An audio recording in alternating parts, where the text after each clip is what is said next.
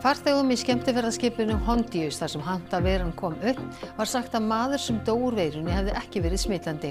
Alþjóðaheilbrigðisstofnunin segir veiruna á engan hátt sambærilega við COVID-19. Flutningar á vindmyllum fyrir fyrstu vindorkuvirkjunina á Íslandi hófust í nótt. Flutningarnir taka 7 til 10 vikur. Þetta sennilega umfangsmesta flutningsverkefni sem hefur verið farið í á Íslandi. Atvinnumál brenna helst á kjósendum á Akranesi þegar styttist í sveitarstjórnarkosningar. Meira en þriðjungur íbúa sækir vinnu utan sveitarfélagsins. Stjórnarmyndunarviðræður í Danmörku stefna í að verða þær lengstu í sögunni. Jafnaðarmenn hafa gefið eftir eitt af stóru stefnumálunum sínum í viðræðunum. Krakkar í Vesturbæ Reykjavíkur leita allra leiða til að koma í veg fyrir að fjölnota hús sem þau hafa sjálf byggt verði rifið. Bara ekki taka kofann. Hann mjög fínt fyrir alla krakka.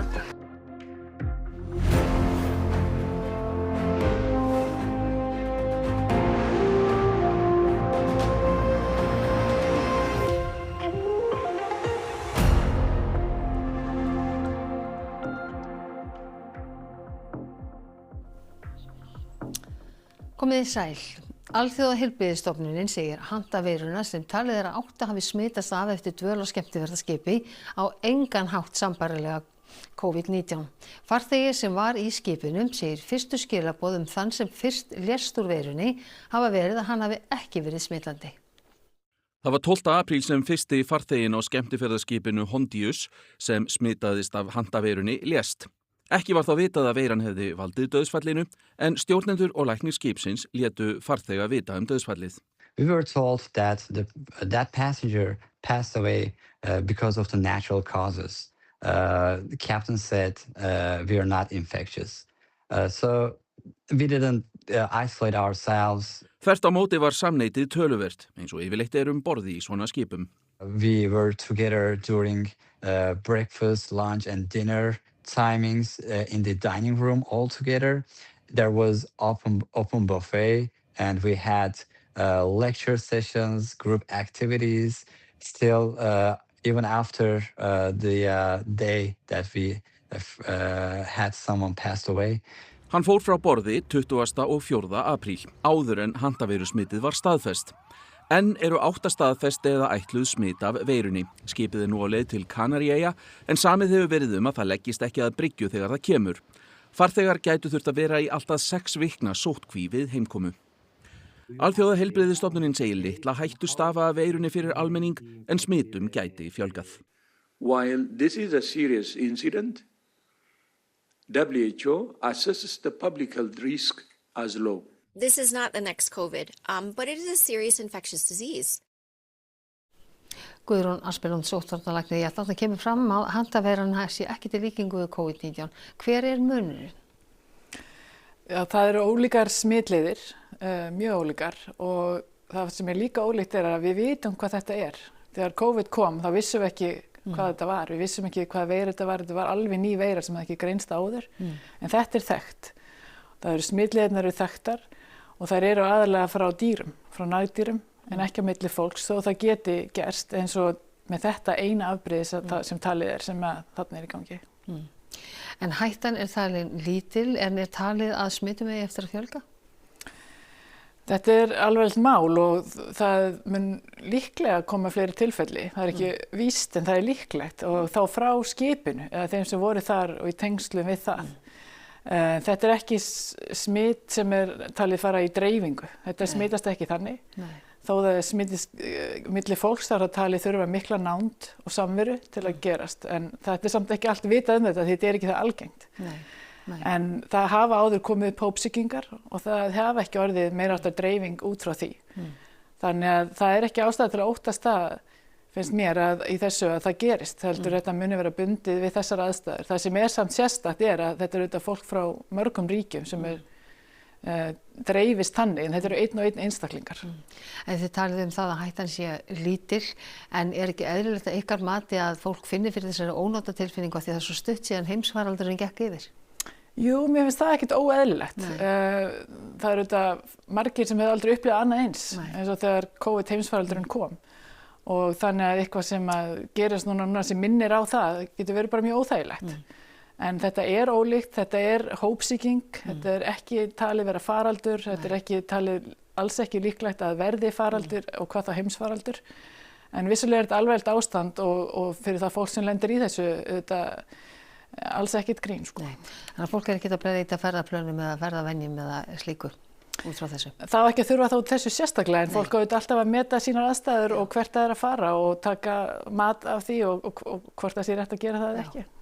Guðrún Asperlund, sóttvarnalæknir, takk kærlega fyrir að koma hingað til okkar. Takk.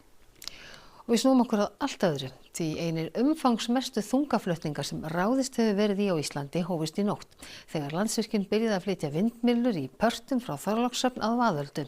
Flutningarnir kalla á þolinmæði og fyrirhyggju ökumanna sem á ferðina á sama tíma. Fyrsta vindmylluvirkjunin á Íslandi rís í Vaðöldu, austan Þjórsár. Framkvæmdasvæðið spannar ríflega 17 ferkílómetra sem til samanburðar stærra en Grafarvogshverfið. Vindmyllurnar verða fluttar í pörtum frá Þorlákshöfn upp í Vaðöldu en hver þeirra verður 150 metrar á hæð. Spaðarnir eru engin smá smíði en hver þeirra næstum 70 metrar á lengd. Það slagar hátt upp í hæð Hallgrímskirkju. Flutningar á vindmyllunum hófust í nótt. Þetta fyrsta ferð af 3 fyrir vindmyllu númer 1. Þetta eru 5 trukkar, 2 svona stórir spaðar og einn svona turluti og 2 bílar með vélarhlutum sem að verða núna í einni vagnlest og keyrum saman á eftir héðan og upp í Vaðöldu. Klukkan langt gengin í 1 aðfaranótt fimmtudagsins 7. maí og fyrsta flutningarlestin lögð af stað héðan frá Þorlákshöfn. Þetta sennilega umfangsmesta flutningsverkefni sem hefur verið farið í á Íslandi, en það einfaldlega vegna þess að þetta frekar langt og það hvað við erum að gera þetta oft. Það ekki einfalt verk að flytja svona flykki. Þessari vagnar hérna, þeir þurfa smá pláss, við þurfum aðeins meiri beygjurátti, þannig að við erum búin að vera að liggja yfir þessu með vegagerðinni, sveitarfélögunum, lögreglunni og þessum flutningsaðilum sem eru sérfræðingar í þessu, að víkka beygjur, tryggja aðgengi gegnum hringtorg, þannig að við komumst bara á öruggan hátt alla leið. Þið búin að prufukeyra? Við prufukeyrum stóra vagnin á aðfaranótt sunnudags og það gekk bara mjög vel. Hver bílalest 250 metrar að lengd og ekur á 30 kílómetra hraða. Óheimilt að taka fram úr lestinni. Eins og allir yfirstærðarflutningar sem að þurfa sérstaklega leyfi, þá fylgir löggan, þá stýrir löggan flutningunum. Flutningarnir fara fram að nóttu til 6 daga vikunar næstu 7 til 10 vikur. Við vitum að við verðum eitthvað fyrir á meðan við erum að flytja, þannig að við bara biðjum fólk að sýna þolinmæði og virða tilmæli lögreglunnar.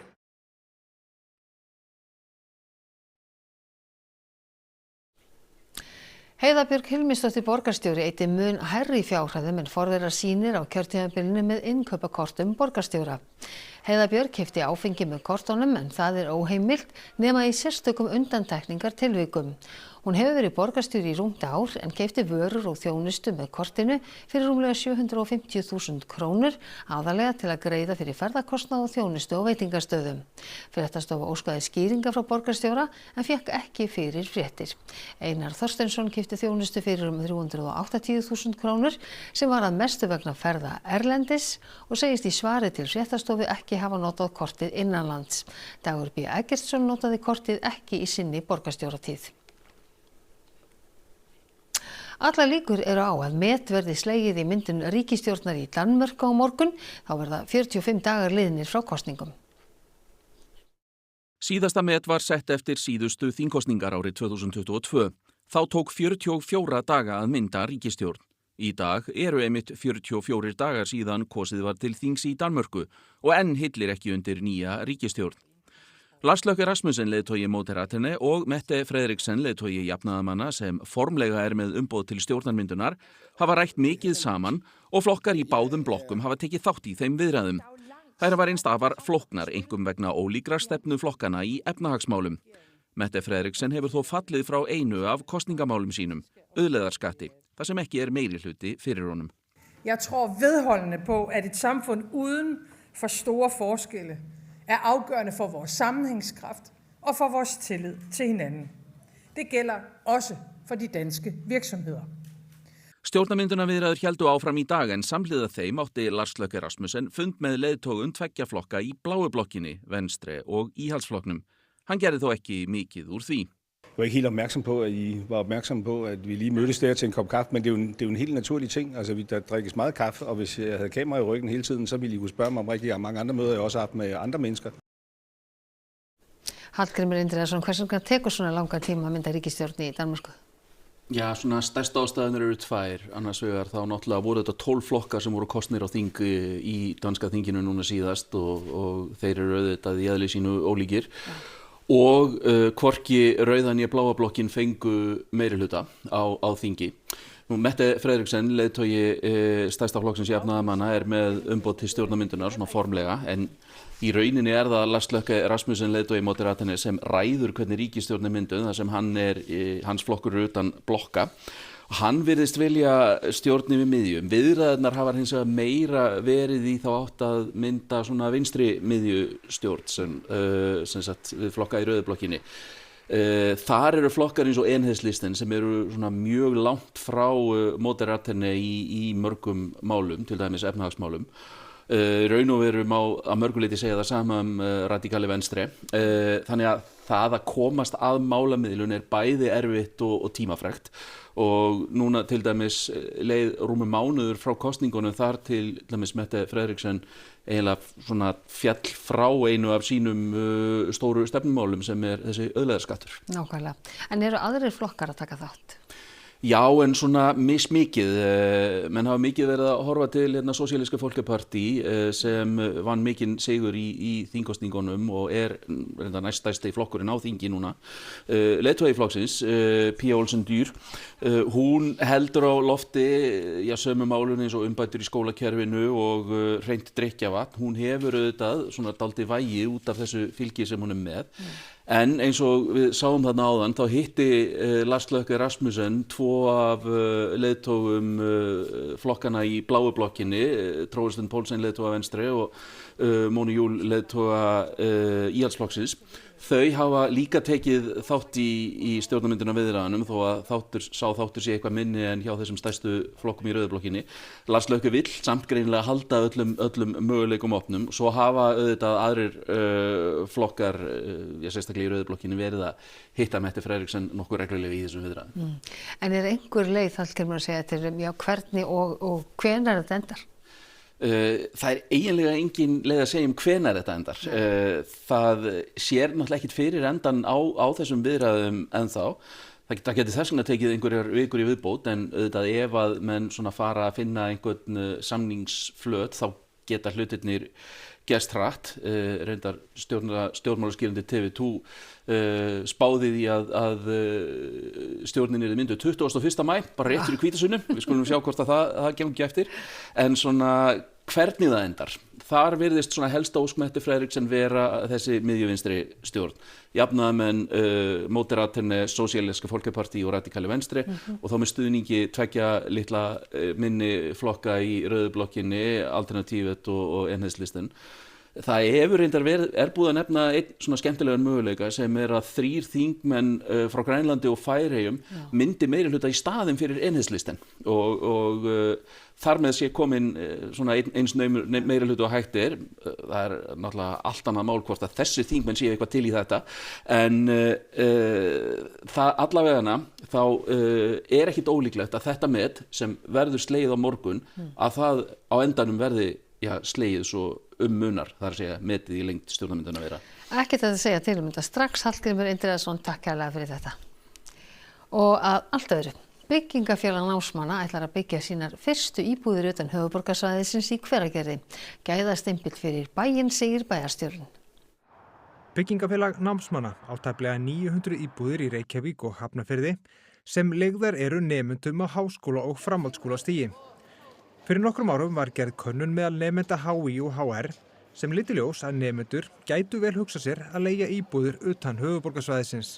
Í framhaldi leituðum við til nokkura sveitarfélaga svona í kringum höfuðborgarsvæðið og Hveragerði var svona fyrst sveitarfélaga til að grípa svolítið boltann og fara með okkur í þessa vinnu. Byggðar verða alltaf 24 íbúðir við gróðurmörk. Þær verða 2 herbergja, það bil 60 fermetrar að meðtalinni sameign. Þá gert ráð fyrir sameiginlegum þjónustuhjarta með þvottaaðstöðu, hjólageymslu og lesrými. Í Hveragerði verða íbúðirnar ódýrari en á höfuðborgarsvæðinu. Okkar markmið og þetta tilgangur að koma inn á markaðin í Hveragerði auðvitað bjóða ódýrar íbúðir heldur en á markaði þar. Stefnt á að hefja framkvæmdir í lok árs og áætlað að þær taki 18 til 24 mánuði. Bæjarfélagið leggur til lóðina við Gróðumörk og stofnframlag í formi niðurfellingar á lögbundnum gjöldum. Bæjarstjórinn sér fyrir sér að þarna verði framtíðar íbúar Hveragerðis.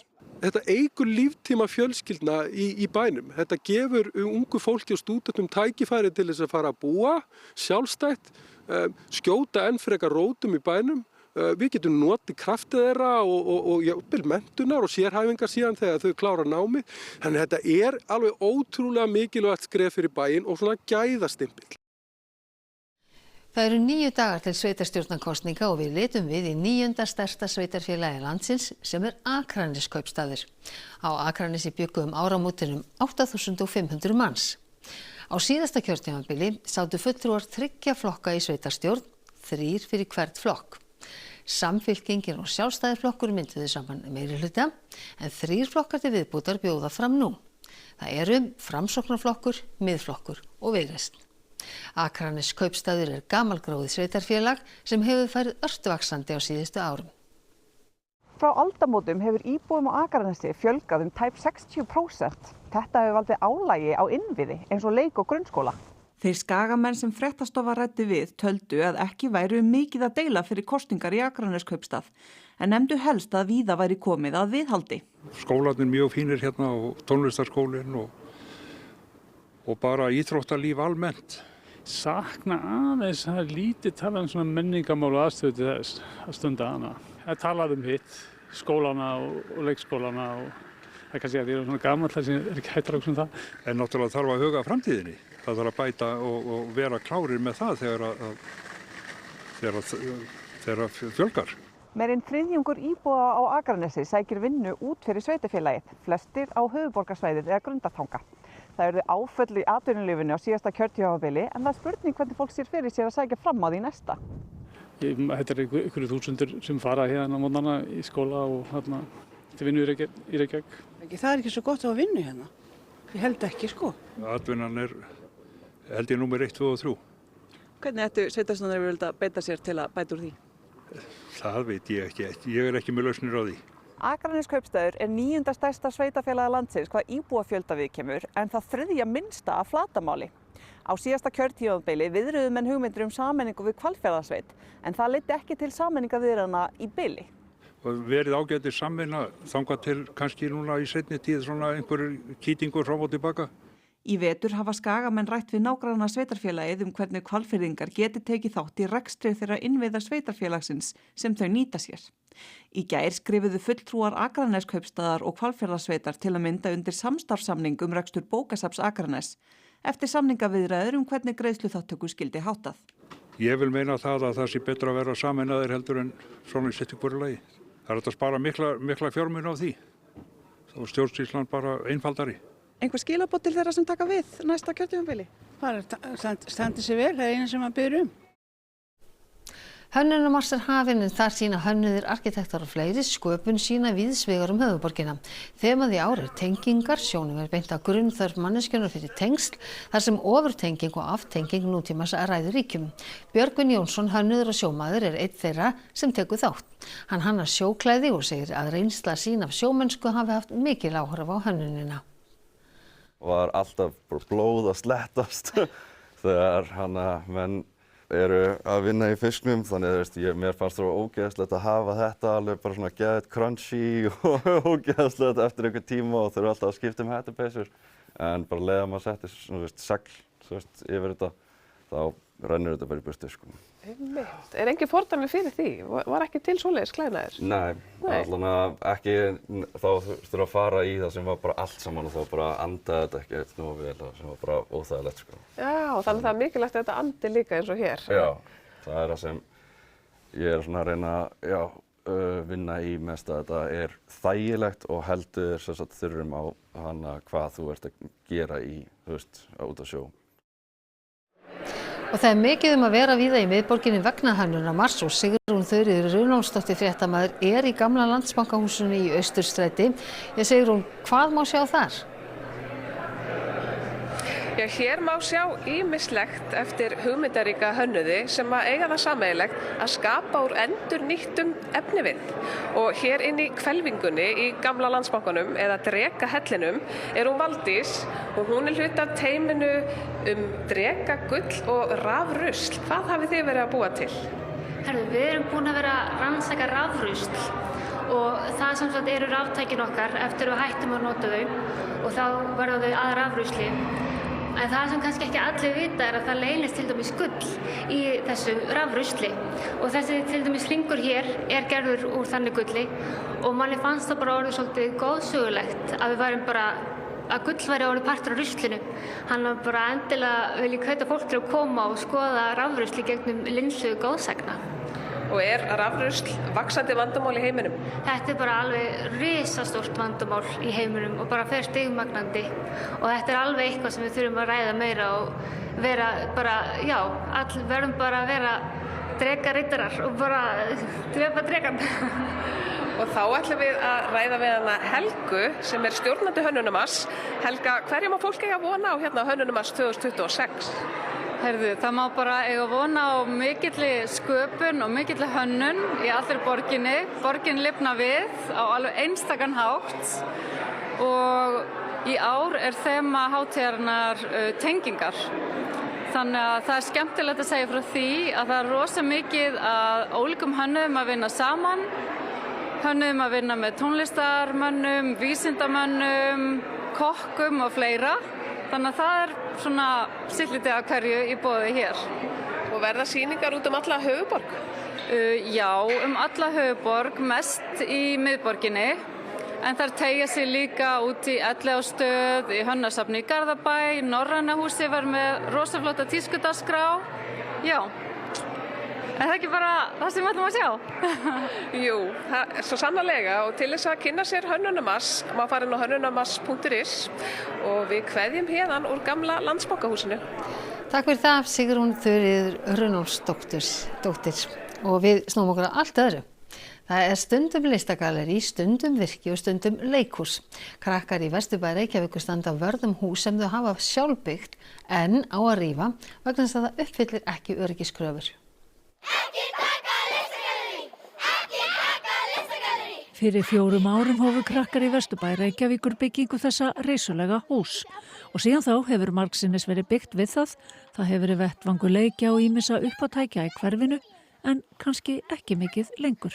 Við vorum að fá úrskurð frá Reykjavíkurborg að við eigum að fjarlægja húsið vegna þess að þeim þykir stafa ógn af húsinu. Hvaða ógn stafar af húsinu? Já, þau segja þetta sé ekki öryggisvotta leiktæki. Til hvers notið þetta hús? Hvað gerir ég? Bara leika og smíða og mála alls konar. Hún veit ekki segja. Og þetta hús fyrir alla krakka í hverfinu? Já, bara alla í hverfinu. Þau eru hérna bara í frjálsum og opnum leik. Bæði kallaðu þetta listagallerí, þetta líka kallað virkið. Og hérna eru börn alla daga, alveg fram á kvöld, að leika sér að gera alls konar byggja við, í hlutverkaleik. Það er tilbúið matur! Það eru sett á sviði leiksýningar hérna, það eru tombólur hérna, allt á milli hérna. Hversu margir krakkar leika sér í kofanum? Mjög margir, svona 91 krakkar. Já, mjög margir, allir í hverfinu. Er gott fyrir krakka að eiga kofa saman? Já, því að þau vilja mjög mikið. Ég sé krakka að segja, við viljum hafa þennan kofa hér. Já, líka, ég sé oft bara krakkar eru meira í kofanum en á rólunum. Anna Kristín segir að íbúðunum hafa verið gefin 3 vikna frestur til að rífa kofan. Að öðrum kosti verði gripið til aðgerða. Þau segjast alltaf að rífa húsið og við flytjum það ekki eða tökum það ekki niður sjálf. Og krakkarnir leita ýmissa leiða til að koma í veg fyrir það. Við erum að reyna að mótmæla og fá eins mörg nöfn og við getum. Og heldurðu að ef þið fá mörg nöfn, það veri hætt við að rífa kofan? Já, örugglega, kannski. Og skilaboðin eru skýr. Bara ekki taka kofann. Hann mjög fínt fyrir alla krakka. Já, hann líka eiginlega orðin hluti af fjölskyldunni. Finnst mér. Listagallerí! Og þá það veðrið. Lægði Færeyjar beinin til okkar kaldri norðlægri átt og reikna má með næturfrosti í nótt. Hún verður komin austur af landinu á morgun og farin að fjarlægjast okkur og því lægir á morgunin austast af landinu má þó búast við norðan kalda eða strekkingi. Það þyknar upp vestast af landinu með dálitlum skúrum eða éljum, einhver él verða enn norðaustanlands en fara minnkandi en í öðrum landshlutum verður víða bjart veður. En nánar veðrið að loknum íþróttum. Það ræðist í kvöld hvaða lið verður Íslandsmeistari karla í handbolta. Valur og FH eigast á við í oddaleik á Hlíðarenda. Tindastóll og Grindavík mætast í úrslitum Íslandsmóts karla í körfubolta. Liðin tryggðu sér sæti í úrslitaeinvíginu með sigurum í oddaleikjum gegn Stjörnunni og Val í gærkvöld. Íslandsmeistarar Breiðabliks og nýliðar IBVF eru svo einu liðin með fullt hús stiga eftir 3 umferðir í bestu deild kvenna. Förum yfir þetta og fleira til í íþróttum hér rétt á eftir. Og það var helst í þessum fréttatíma að farþegum í skemmtiferðaskipinu Hondius þar sem handaveiran kom upp var sagt að maður sem dó úr veirunni hefði ekki verið smitandi. Sóttvarnalæknir segir ekki ástæðu til að óttast faraldur eða frekari dreifingu. Flutningur á vindmyllu fyrir fyrstu vindorkuvirkjunum á Íslandi hófust í nótt. Flutningarnir taka 7 til 10 vikur. Atvinnumál brenna helst á kjósendum á Akranesi þegar styttist í sveitarstjórnarkosningar. Meira en þriðjungur íbúa sækir vinnu utan sveitarfélagsins. Stjórnarmyndunarviðræður í Danmörku stefna í að verða þeir lengstu í sögunni. Jafnaðarmenn hafa gefið eftir eitt af stóru stefnumálunum sínum í viðræðunum. Þessum fréttatíma að ljúka og þá kom það íþróttum og veðri. Það ekki Kastljós vegna beinnar útsendinga frá keppni í skólahreysti. Næsti fréttatími í útvarpinu klukkan 10 í kvöld og nýjustu fréttir má alltaf finna inn á ruv.is. En við á fréttastofunni, við ætlum að segja þetta gott að sinni. Verið sæl.